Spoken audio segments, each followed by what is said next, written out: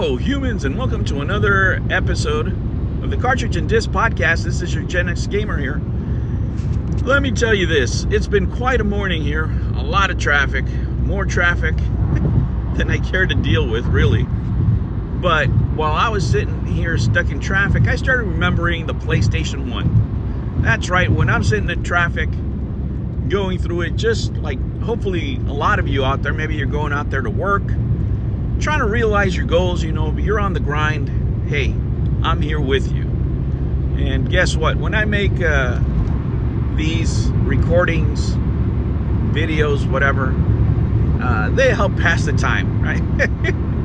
They really help me deal with this traffic nightmare that we have here in the Bay with the infrastructure that's just crumbling and nobody's doing anything about it. So, with that said, let's talk about the PlayStation 1, guys. Let's see if we can get some entertainment here going, because it's Wednesday, and, we're hoping to have a productive week here. Every day we go and grind, it's a day that we're closer to our goals, whatever those goals may be for you, and if you don't have any goals, go get some. And if you're not grinding, get to work. Get off of YouTube.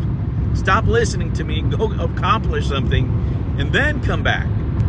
That's right, I'm telling you to go accomplish something, not listen to me, which is not a great marketing strategy for a YouTube channel. But I'm more interested in that you become a productive human being, and that you reach your goals and happiness, more than being stuck on a whichever one of these platforms that you're listening to this in. But if you are grinding and you feel like you need a little bit of entertainment on your break, well, here we are. Let's talk about the PlayStation 1. PlayStation 1, guys, that was a game changer in the industry, right? It really changed everything, completely annihilated Sega. And they, as Sega fumbled the bag, as a lot of these companies tend to do after they gain success. They always meet with an immovable force, or an irresistible force, I should say. And they find out that even though they thought they were an immovable object, they can't deal with the irresistible force that was the PlayStation 1. Now, in their, let's say top 20 games, right? There's always a list for these. There's always, top 10s, top 20s, or what have you. And what I like to do is I like to read these lists, and then kind of reminisce and see where I was at in life based on what games I played there. Now, guys, until recently, and when I'm talking recently, it's until my 40s, right? It wasn't until my 40s and my kids were grown and stuff that I was able to afford games on a regular basis. Before that, I was a parent, and I was on the struggle. I was broke. I didn't have an education. For those of you who don't know, I didn't go to college until I was in my 40s, right? That's when I got my education. So if you're listening to me out there and you think that you can't do it, you can. You just need to sacrifice. You just need to get off of YouTube and stop listening to me. Not a great marketing strategy, right? For me, but if you haven't accomplished your goals yet, it's never too late. It really is never too late. Don't dream about being, whatever you want to be. Don't identify as a profession that you're not. And just go out there and do it. Become it. You can do that. Sacrifice 2, 3, 4 years, whatever the heck it takes, and get it done. And once you get it done, you can come back here and tell me how much better your life is once you worked on your dreams. But if you're working on your dreams and you're on the grind, let's talk about the PlayStation 1, and hopefully I can entertain you on this Wednesday, and at the same time make it easier on me to deal with this darn traffic. Well, number one on the list for the PlayStation, as we all know, is Final Fantasy VII. Now, my memory as I get older fades, and my kids remind me of that all the time. But what I remember of Final Fantasy VII is that cool shirt. Man, I really want that shirt. That was a cool shirt that you could get with a pre-order. But I didn't play the game on release. I couldn't afford it. Other than demo discs, that's how I experienced the game. But from time to time, right, I did buy games that I thought were amazing. I would save a little bit up and treat myself to, you know, a couple of games. And, you know, it's usually maybe once a year, that type of stuff. And one of those occasions was Tekken 3. Now, when I think of the PlayStation, I remember playing the most Tekken 2. That was near to my heart, near and dear to my heart, as they say, which is, you know, the next up on the list. I played Tekken 3 on release. I bought it on release, and you know, that's one of the games that I was able to play as soon as it came out, because I just like Tekken. I like old Tekken guys. You know, I want to say, you know, I fell off around Tekken 5, you know, as far as the series. I mean, I still own a lot of the games. I think Tekken 8 is the only one that I don't own, or maybe 7 and 8. I don't remember off the top of my head. But you know, for me, when I think of Tekken, I think of the PlayStation 1 specifically, and all the good times that I had back then, running through the game, you know, playing with all the characters, stuff like that. Anyways, after that is Metal Gear Solid, which we couldn't afford. And I remember, you know, this one of the times that I had to say no to my son because, you know, we couldn't afford the game at that time. It's just that simple. But we were able to afford Siphon Filter. That was a consolation prize. I bought Siphon Filter used. And that was a consolation prize. Eventually, we did buy Metal Gear, you know, well into its release, because, you know, it was on sale and it was cheaper, right? So that's how we enjoyed Metal Gear Solid. Next, another game that I bought used and on sale were the Gran Turismo series. My son really was into cars, and I bought him both Gran Turismo and Gran Turismo 2, not upon release, but he did play it a lot afterwards, right? At this time, guys, while I'm talking to you, I'm working 14-hour shifts at a company who the boss there was the biggest a-hole that you can imagine, right? I want you to picture, right? I want you to picture the worst bosses that you've ever seen in the movie and kind of put them together, and that's this asshole right here, right?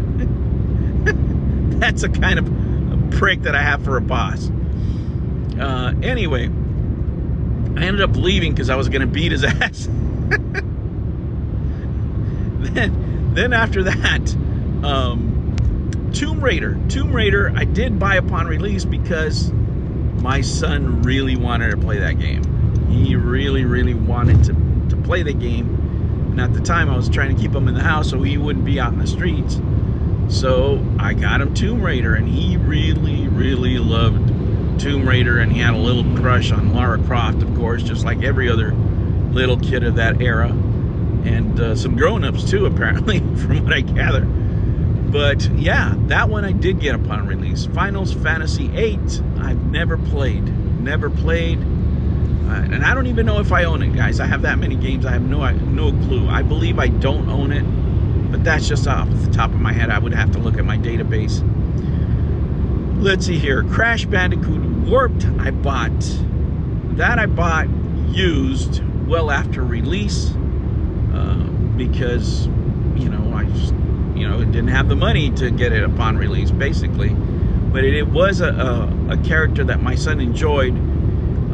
I bought Crash Bandicoot, the original one, I want to say like a good 6 months after release, 7 months around there.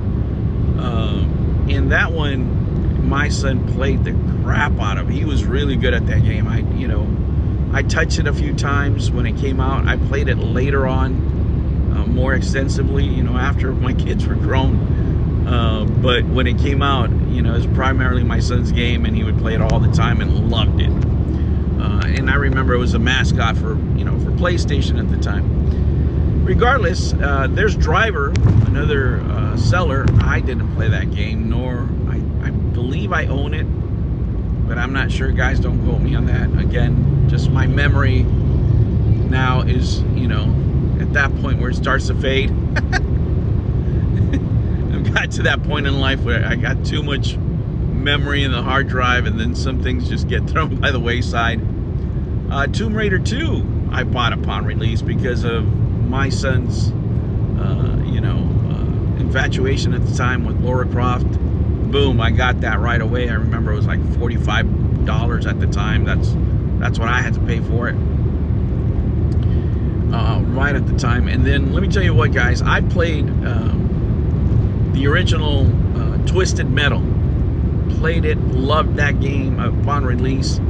I thought, oh my gosh, these are next level graphics. This is what gaming is all about. And then when Twisted Metal 2 came out, I was just a lot more busier. I had a lot more work to do. I enjoyed the game whenever I could play it.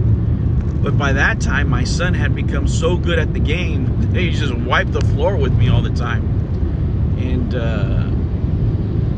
he would play with Axel, I believe was his name, the guy with the 2 wheels. My son was really good at that game with that guy, and he would just mop the floor with me. Oh man. And last but not least, I believe it was Grand Theft Auto 3. I remember that one specifically. Again, a lot of these games, guys, I would buy to keep my son in the house, even though I enjoyed the games too. Don't get me wrong, I wanted to buy that title. But by this point, he was getting a little bit older, and I didn't want him out in the streets with the rest of the kids. So my primary goal was to keep him in the house, and I knew if I bought him these games that would take hours and hours to play, he wouldn't want to go outside the house. And if anything, the little kids would come over to my house, and I could take a good look at him to see who he was hanging out with. So anyway, guys, those are my thoughts on some of the top sellers, right, of the PlayStation 1. I could go through the lists and, read you data and this and that and the other, but, when it comes to these things, it's pretty subjective. What we remember is what we remember about a console, right? The games that I play, that I remember playing on the PlayStation 1, none of them are here, right? And none of them are there. The fighters that I played, I played games like One that I got on sale, and man, I enjoyed the crap out of that game. Parappa the Rapper was another game, and a lot of games that don't make the list are actually the games that I played because I bought them on sale most of the time well after their release. All right, guys, thank you so much for joining me. I hope I was able to entertain you here this morning. It's Wednesday. Just keep on grinding. Let's reach our goals, okay? My main purpose on making these is not only making this long drive more enjoyable, but to also share my thoughts with you and hopefully entertain you as you're grinding as well. I hope you're out there reaching your goals. If you haven't, go make some. There isn't anything you can't do if you put your mind to it, right? Whatever your happiness is, you can get to a point where you're happy with your life, not because you've accomplished everything, but because you're going in the right direction. That's what I wish for you out there. All right, humans, I hope you have a great day, a great Wednesday, and I will catch you on the next one. Take care.